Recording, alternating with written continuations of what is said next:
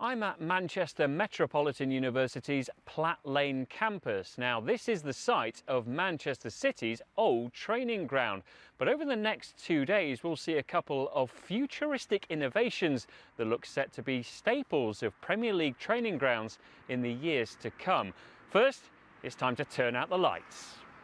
It's claimed to be a game-changing piece of technology that will significantly help both outfield players and goalkeepers.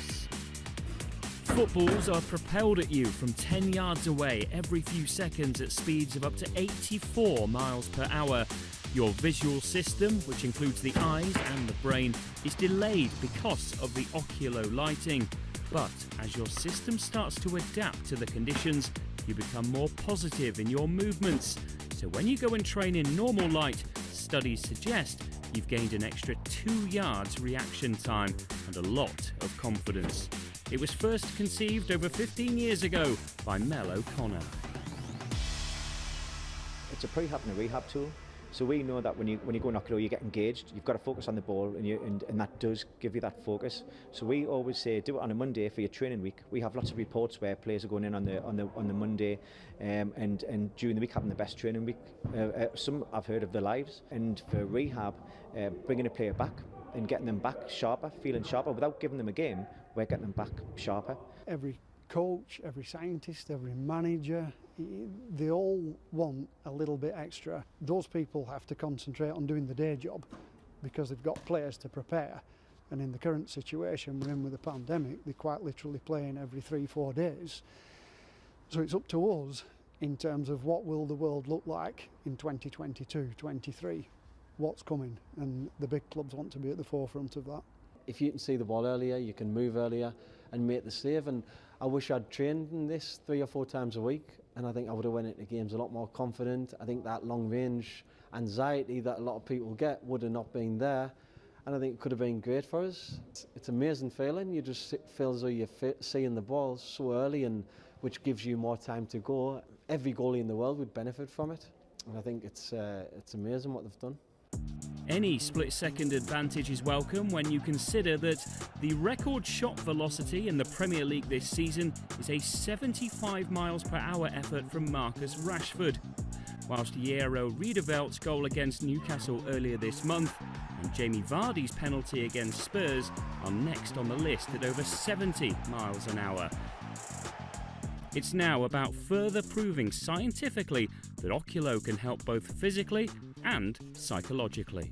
Elite performance is about getting that extra few percent in order to make you, a little bit better than your competition, and athletes will go a far way to try and find that extra percent, that advantage. Mel got in contact with us from Oculo and wanted to kind of test the equipment to see if the claims that he's making are actually valid claims and it does improve player performance. And we were using a number of measures like eye tracking and motion capture to actually see how training in the dark might or may not improve sports performance for football players.